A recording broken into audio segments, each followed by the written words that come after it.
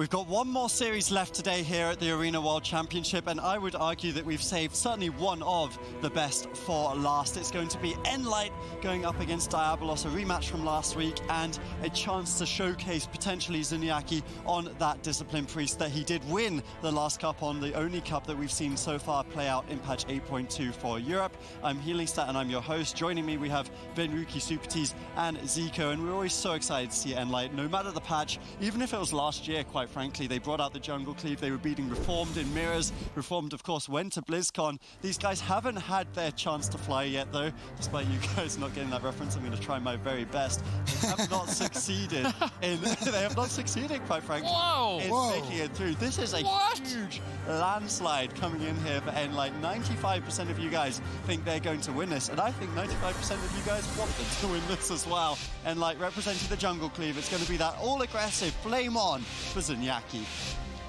I love it. Honestly, I love nLite. I was tweeting at them like a fanboy last week after they, put on such a performance. Diabolus with the Rogue Mage Druid. I think they're going to go for a stall-based strategy. I think likely what we see is Nixie on Zuniaki the entire game. Then it's going to be Alec and Asgrath just trying to control Kara, control Cassidy, survive until eventually the Discipline Priest runs out of cooldown or run out of mana, and that's when they're going to win. We saw it Change My Mind beat nLite in the open bracket, but they didn't simply just tunnel the Discipline Priest. They would switch between the Priest and the Feral Druids based on the situation. And right now, Cassidy's used his Gladiator's Medallion. And as a Feral Druid, you can't use your defensive cooldowns while stunned. If they use Smoke Bomb to limit Zuniaki's defensive cooldowns while stunning Cassidy, I feel like that is the quickest line to victory right now. Although Nixie is being pressured away, he's going to have to recover before making a move. I would like to see them go for that line. They do immediately stun Cassidy, drop the Smoke Bomb, but where's the Vendetta? Perhaps they're expecting a barrier to be dropped, so they don't want to use the cooldown. Regardless, Cassidy uses his second charge, I believe, of Survival Instincts, so his defense is still somewhat limited, and with Vendetta still available, if Zuniaki is caught in a polymorph, Cassidy could be just deleted. Yeah, Cassidy could definitely be in a little bit of trouble. That was the Smoke Bomb. Nixie actually in a lot of trouble. Evasion trades out. Is he going to be able to hold on? Massive damage coming in from nLite. Somehow, Asgrath keeps him alive with a massive heal. That Iron Bark, that was such a close call, but now it's Cassidy who's on the back foot. Cyclone on Zuniaki. Cassidy left in a situation where he's all alone, and he gets sniped, taken down. What a close game, but ultimately it is going to be Diabolus who comes ahead. It's so volatile, this matchup. We really do love it. The Rogue Mage versus that Feral Hunter, the Jungle Cleave, as we love to call it. Diabolus coming out ahead there, but what a close back and forth game, even at about, 45 seconds, that one? Yeah, that game was was pretty much over before it started.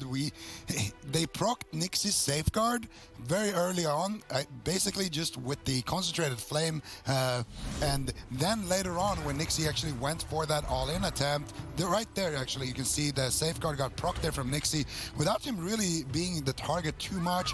And then here, Cassidy taking a big punch there, Asgrath getting trapped up, and then here the pressure is going to be turned on over onto Nixie's head basically. He's in that Cloak of Shadows, and as he goes for that next kidney shot, he drops super low. I thought Nixie might have gone down honestly here, but nice kick there from Cassidy. Stun onto Nixie. Nixie triggers out and stuns Cassidy, and that evasion, I mean, look at Nixie's HP, constantly bouncing between 5 and 10%, and then he does recover there, gets a nice clone over onto Zuniaki, and at this point, Alec does a great job as well, spell stealing that Safeguard, and that's it. This could be a Game 5 series that, takes 5 minutes. Yeah, it really could. All of these games are going to be super fast-paced. Don't blink, you will miss something most likely. That's really kind of why we love to watch the Jungle Cleave. But I think one of the things that we really should talk about, Zico, is the fact that the Jungle Cleave, not only did it catch us off guard, presumably it caught the teams off guard last week. We were talking about whether it could be a fluke. Now all of these very experienced Rogue Mages, you mentioned, changed my mind, Sid, at the start of the cast, they were able to 3-0 this team running the Rogue Mage Druid. They're going to have had time to wargame, practice, and there's a lot of jungle cleaves in Europe that they could have practiced against. Yeah, and that's the thing, right? nLite, they kind of came in as, just out of nowhere with that jungle. They ran the concentrated flames, and they kind of just surprised everyone by having that strategy where they're bouncing around on whoever has healing over time effects against these Druid teams between the Rogue and the Mage, and then they manage to out of mana Druids. And I think the matchup is not going to be as durable as it was last week as well because of those Essence's nerfs. I don't think the Priest is going to be able to sustain themselves for a long period of time. So now instead the games are going to be super explosives. The Rogue Mage Druids, they know that nLite is a team we're going to have to prepare for, because we can't have another team, like we're already in a three-way tie at third place. We can't have another team just show up out of nowhere and start soaking up points, you know. So I think a lot of teams put in the effort there and got some war games going, and all of a sudden it looks like some teams have found some strategies that work. Yeah, it's kind of like you're putting this image in my head of all the kind of pro teams in Europe banding together to deny Zuniaki is something that we've seen in the past. They really can't afford for nLite to overtake. If nLite pops off in this season, then it's just unbelievable. That means either Diabolus, Change My Mind, Wildcard Gaming, Zyzon, two of those teams would not be able to qualify if nLite are to take a spot. So definitely up against it here. That first game was very close though. Nixie almost dying. Every single cooldown traded out on both sides. You love to see it. Ruins the Blood Run is game 2. Yep, this should be a quick game as well. We saw how fast and how close Nixie almost fell. Evasion at 5% health, barely holding on. They got the safeguard, and this is something we see from nLite consistently. They're all running the Crucible of Flame essence, and when they use that, it's going to be Zuniaki with the Dark Archangel who empowers them all, and that's where they get that big wave of damage. Nixie gets found, open up onto immediately. That's Iron Bark. Intimidation stun into a full trap. Nixie going to be a little bit vulnerable in this situation. He's playing a little defensive, throwing the blind on Cassidy. I think it actually broke, unfortunately. Frozen Orb. Cassidy was out of the Frozen Orb, though. He wasn't in the Frozen Leap Orb. of Faith. Zuniaki. Oh, Leap of Faith. Very nice. That is some next level. I love Zuniaki. Plays. They realized that Cassidy was getting blinded on his Berserk, which is also Incarnation, the most powerful Feral Druid cooldown. So you want to make sure you're getting uptime, but if you get blind sapped, it removes that cooldown. So instead of using the Gliders Medallion on it, Zuniaki Leap of Faith Cassidy into an area of effect damage spell from the Mage and breaks the blind. So now Cassidy isn't exposed as a target like he was in game 1. So Diabolus are still tunneling Zuniaki until they see another opening, but Cassidy's going to have a lot more uptime now that he's not focused down. Yep. Zuniaki trying to run, trying to hide, trying to get his health back to full, but he's in a kidney shot. This is actually a really dangerous situation. Nixie also really low with a trap on Asgrath, but nicely done by Asgrath once again, getting the preemptive Iron Bar, keeping Nixie alive. Full Intimidation Stun. Nixie's still in a little bit of trouble. Do they have the damage to take him down? Zuniaki on the back foot. Fakes it. Has to fake out a lot of interrupts into a Garrote silence. Nice vanished Garrote there. There was no interrupts available. Nixie, realizing that, still wants to continue the control on Zuniaki. Trades out the vanish for the Garrote silence, now into a full kidney shot. And this is just such good offensive pressure coming in from Diabolus. Insane damage right now into Zuniaki. Pain suppression doesn't even look like it's enough. Oh, this Cyclone. Pain suppression denied. Zuniaki hovers on low health. If he gets stunned and interrupted on these heals, it's game over. He has to fake cast Counterspell. He gets through kick. He's trying to use Rapture to buy time, but Counterspell's still up. Now he can spam Powered Shield, though. It's not really the end of the world for Zuniaki. Now it could be the end of the world as he's stunned immediately as that Powered Shield began to fade. Great timing by Nixie. Zuniaki once again trying to just line of sight using the Tombstone to avoid Alec and bring Nixie out of range of Asgrath. But Asgrath has anticipated all of this crowd control time and time again, preemptively activating Iron Bark. Nixie wants to just move in for the kill, activating Evasion to tunnel down Zuniaki. Shadow Step to reconnect. Can they finish off Nixie when his Evasion falls before Zuniaki is taken out? Cassidy stuns Nixie. Nixie trinkets to finish. Shadow Mend. He has to fake cast Counterspell. Can he do it? He manages to sneak in one Shadow Mend. Defensive Psychic Scream. Alec needs to block this, I think, to interrupt. Nixie's in a lot of trouble. Pogo Shadow's faint. Barely enough for him to stay alive. Both teams are running thin in terms of defense. Yep, Nixie is actually in a little bit of trouble. They land the full trap. Now Nixie could easily fall. If they land a stun, Nixie's just dead. Gladiator Safeguard might keep him alive. He's running, hightailing it out of there. He knows as Zuniaki dispels that, it is game over. Nixie buys enough time. Now he can get back on target, back on Zuniaki. Can they take him down? Ticked on Shadow, ticked on Discipline, stun on Nixie. Are they going to be able to get the cross kill? And they do.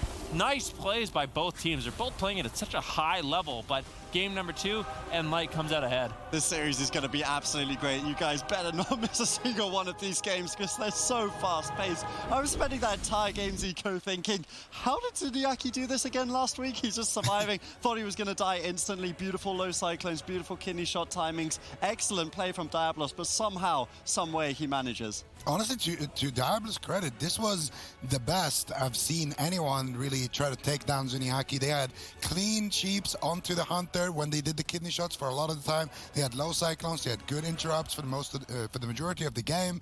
But equally so, Kara and Cassidy, they just play so good defense. You know, Kara as well interrupts that polymorph there so he doesn't get cross crowd controlled. He goes in with the mending bandage right before he gets polymorphed, still gets the dispel on a lot of those poisons. And Cassidy again with these cross kicks, man, every single time putting his team so far ahead every time that he lands those. And Zuniaki, again, we keep talking about his defensive cooldown management. This is another one of those situations where, you know, the defensive blind comes in onto Cassidy, but it's when Zuniaki is in a kidney shot, Nixie realizes he needs to get out of there. Askarath caught up in a trap, but he did pre-Iron Bark that trap as well. And then now in this situation here, where Zuniaki gets kicked on both schools, he's in such big trouble. But again, Cassidy with the reversal of the pressure just has so much damage there to back him up that he just forces Nixie off of him. And I think the strategy that the Rogue Mage Druid should use is the Feral Druid strategy for sure, because so far last week as well, every time people went after Zuniaki, he just survived and they won. Yeah, oh, I mean, that's the thing, right? They tried to set it up at the start, but this literally made Enruki just say, I love Zuniaki, the leap of faith on the blind into the orb. Such high-level play. Yeah, that was really nice. So they blinded up Cassidy, and Cassidy, since he died in the previous game, he knows if I trinket this blind, I'm the target for the next 2 minutes, and then after that, they're going to force every cooldown, so I'm going to be the target for the rest of the game. So he has to sit it. Unfortunately, that's also on his Berserk, which is his basically biggest damage cooldown. So he really wants to trinket out of there. But of course, Zuniaki, he's caught up in a stun. He uses his human ratio instead. There's no blind to worry about. He grips in Cassidy into the frozen orb, breaks him out, and, you know, then they get the pressure. Cassidy still has his trinket, so he can't be a target. And since Zuniaki committed his trinket already, that kind of baits Diabolus into thinking, well, now we have to capitalize on this and keep going after the priest. Yeah, I mean, that's just absolutely stellar gameplay from both sides. This is what we saw last week as well with the Meta Black Grand Finals. It was just really good play on both sides. Ultimately, nLite won that one. We'll have to see how this one plays out. Most likely, I think we're going to see the two teams locking in the same compositions for the entire series. And, I mean, hey, today, let's be honest, like, a lot of the series have been very one-sided. We've seen 3-0s for, I think, 4 out of 5 of our series today. So it's really nice to see these two teams, you know, coming in, main compositions, even matchup. They're putting on a show, and it's really a treat for us, Sid. Yeah, I was thinking after game 1, like, oh, whoa, what are nLite going to do? But then immediately on Runes of Lordaeron, they knew exactly what to do, and now it's Diabolus that have to adapt to that strategy. Are they going to continue this sort of baiting the trinket from the Feral, or maybe they go after the Feral a bit more? Tiger's Peak, a neutral map, not really an advantage to either team. I'm not sure if map is really going to be too much of a factor. Perhaps slightly favored to the Druid on larger maps, with the ability to drink should the fight go on, but I really don't think that it's going to be going on for very much in these specific matchups after the recent changes. nLite are taking a bit longer than usual to lock their comp in. I don't think they should change. I mean, the Ret Warrior is certainly not a good option. I'm just wondering if maybe they have something else up their sleeves with how long they're taking. Maybe they're just calming down a little bit, using their time in this situation. Zuniaki, very much a tournament veteran. Like you were saying, I love Zuniaki. When I played with him in 2014, I definitely love Zuniaki. Absolutely insane on whatever you put him on. They do lock in the jungle cleave once again here. And I do want to open up the desk a little bit to talk about this. The fact that we did see a lot of 3-0s today, because I think in patch 8.2, certainly, we have seen a lot of very one-sided series where we're like, okay, we haven't seen the 3-2s that we were used to seeing at the start of the year. Why do we think that is? Is it teams just kind of struggling or, you know, being slow to adapt to the patch? Or, like, what is the main kind of catalyst there? I think it's a mixture of two things. On the one hand, I think there's just compositions that are really durable and well-rounded, like the Rogue Mage Druid, for example. I mean, Method Black has been playing that composition, basically just schooling everyone when they play it at that really high level. The flip side, when you look at the North American scene, you have teams like M2KC, they play the Rogue Mage Paladin, and also just really consistent. It's a good composition into everything. So you have these situations where teams can run one composition and do essentially everything, and if teams don't have an answer, then they just lose 3-0. On the other hand, like you kind of said, with 8.2 and some of the changes that just came out, last week, I think teams are, they're still adapting to some of the things that are happening. Maybe matchups aren't playing out like they did in 8.1.5, so they're still trying to learn how to counter some of these teams. And I think as the patch sort of develops and people really do figure out everything, that's when you often see the back and forth series where it does go to a game 5, because teams know what they need to run in order to counter. But at this point in a new patch, that doesn't happen as often. Fair enough. So you just think like the more cups that we have, by Cup 5, Cup 6, we're going to see more of those kind of back and forth series? If I had to guess, yeah. Okay, fair enough. Well, we'll have to see. Obviously, we have one series here that has kind of gone back and forth. Fortunately, the Jungle Cleave versus the Rogue Mage Druid seems to be a very even matchup. And you guys were talking about this also. I know both you guys as mages had big opinions on this in the Rogue Mage Paladin versus Jungle matchup specifically, how that plays out and how it's different to the Rogue Mage Druid version. Well, the Rogue Mage Paladin, basically, when they do land CC, they have way more damage, but they have a shorter CC duration. They have a shorter lifespan as well. With a Rogue Mage Druid, you can really stall out the game. It has its pros and cons, and I feel like Jungle has a really good chance against it unless you use everything offensively. I think the Rogue Mage Paladin just has to be really proactive. If you use Blessing of Protection, on the mage to land those CC chains, you're going to be able to win the game. If you go for Hammer of Justice CC chains and you don't land them, then you're going to be in trouble. And also, Hunter counters Fire Mage in some sense as well, because of that Roar of Sacrifice, just makes combustion basically useless. Yeah, well, that could be a preview, very, very well could be a preview for the summer finals if M2KC continues succeeding in North America and nLite continues succeeding here in Europe. We're back to Tiger's Peak, this map back in the rotation for patch 8.2. Cassidy looking to unleash the Tiger's Fury. There's the blind, although it's not on Berserk, and Cassidy's positioned on top of Zuniaki, so Alec can't use the Frozen Orb, so the damage is quite limited. Cassidy should be pretty comfortable to sit through this crowd control, and as soon as he gets out, he is going to rip Diabolus apart. He's immediately popping the Berserk, stunning up Nixie. Kara jumps over to Asgarath. Did he get the freezing trap? He needs to get crowd control on Asgarath so Cassidy can maximize the damage. Zuniaki's the one that's actually still falling behind. Diabolus go all out. They're looking to pull a pain suppression with this stun. Zuniaki holds on, but how much longer? Penance connects. Still sub 50% health. Nixie's trying to be patient with this Vendetta, but he can no longer stay on Zuniaki's tail. Instead, now we see Diabolus mix up their strategies. Polymorph Zuniaki. Cassidy, the main focus point. Diabolus spend a huge amount of mana initially to survive that Berserk. Kara now going for the coordinated assaults, a big survival hunter cooldown. His damage is amplified, but without crowd control, Asgarath can easily deflect. Zuniaki in a stun with the polymorph on Kara. Time to deny the mending bandage. The bleeds are going to sit. Zuniaki's in a lot of trouble. Goes for the penance. He fake casts the penance, expecting an interrupt. Now he fake casts the Shadow Mend on the counter spell. Big Shadow Mend's in from Zuniaki. He stays alive as a result. And he tops off completely. Also, look at how defensive Nixie's having to play in this matchup. Alec actually goes for a full polymorph onto Zuniaki, and they're turning their attention. They lost all momentum on Zuniaki. They could find it quite easily if they do manage to find the full kidney shot with a Frozen Orb. That's when they can start getting Zuniaki low once again. Triple crowd control comes in. It looks good. Zuniaki down to around 40% health. Is he going to be able to keep himself alive? Bending bandage from Kara certainly will help that situation. It's such a powerful ability from the Survival Hunter that Mending Bandage is going to be removing all of those bleed, damage over time effects that Nixie has available. Now, counter pressure coming in from nLite. Nixie forced to trade out the evasion. Asgarath was in a full trap, and that evasion is just so valuable for Nixie in order to survive when Asgarath is in crowd control, and without that, he's going to be so much more vulnerable. It's not lining up with any of the aggressive cooldowns of nLite, so there could be an explosive amount of damage on Nixie shortly, which means that he probably can't stay on Zuniaki.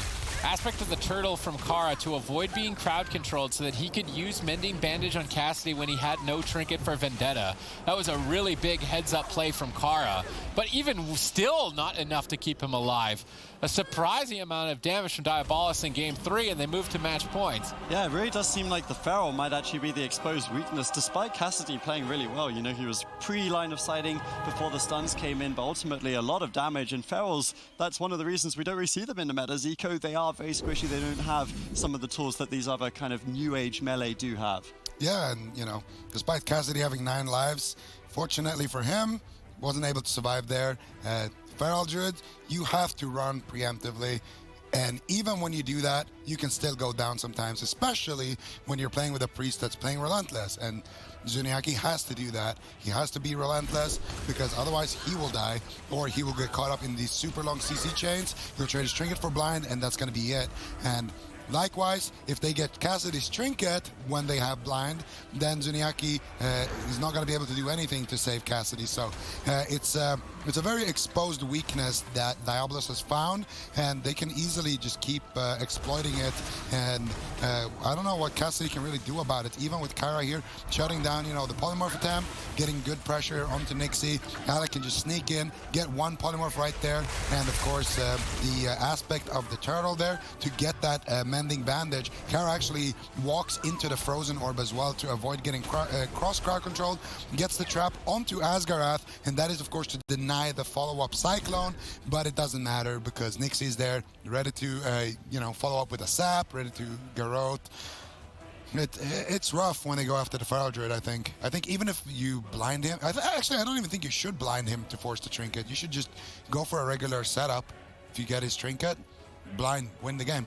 Yeah, I mean, that's what happened there, basically, right? They work their way through the cooldowns on Cassidy, and then the blind setup. If there's nothing left, there is no answer from Zuniaki. He can't Trinket out. He has to play the Relentless talent. And now Diabolus, with a clean Game 3, are able to pull it through. Obviously, now the map choice does go in favor of nLite, though, having lost that one. If they take us to a smaller map, do you think they're favored going into Game 4? I don't know if they're favored. I mean, that game went pretty good for nLite. They had good crowd control, good burst damage. There was moments where Diabolus was forced to actually polymorph Zuniaki and, you know, get off him for a little bit because they had lost all their pressure and momentum. I can't help but feel like the smaller map, of course, is going to favor the Discipline Priest a little bit more. Might be able to get into position for Fierce to really help out the crowd control. Really haven't seen that too much, as it is difficult for the Discipline Priest if he is being, you know, tunneled down. Cotton kidney shots, Novas, snares for him to get in a prime position to land those psychic screams, but it's going to be much easier for Kara and Cassidy to get the crowd control they need onto Asgaroth and for them to actually potentially get a kill. Yep, and we'll have to see how this one does play out. Every single game is just so back and forth. You love to see this matchup, but it does feel like nLite are very much up against the ropes here. They are struggling. Is there any strategy adaptations you could see coming out of them, Sid, or do you think it's just a case of maybe Cassidy needs to play even more carefully than he already is? I mean, they could try and race. They could try to kill Asgarath before Zuniaki goes down. That would at least pull Nixie away. If he wants to blind, he'll have to move all the way from where Zuniaki is back to where Asgarath is to blind the Feral Druid. Maybe they could put them on a clock. I mean, the Druids, we've seen Druids flopping pretty rapidly today. I feel like Zuniaki has enough. I just think Zuniaki can stay alive longer if Cassie and Kara aren't controlled on Asgarath. Then I feel like they actually win the race. I think they should try a healer race. It could be interesting. I mean, we'll have to see. Blackrook hold the map choice. Obviously one of the smallest maps that we do have in our map pool.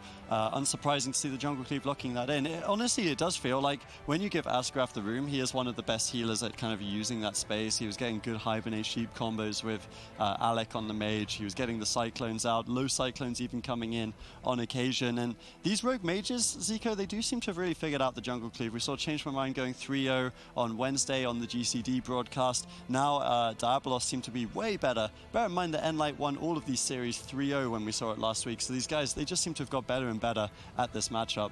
Yeah, I mean, they took the lesson that was there last week. They, you know, studied up the matchup, and now they came back.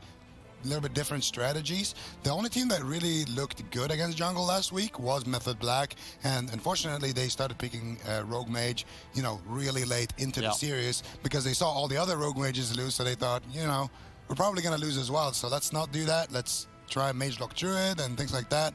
And then they did end up picking the Rogue Mage, going after Zuniaki, and it was working out for them.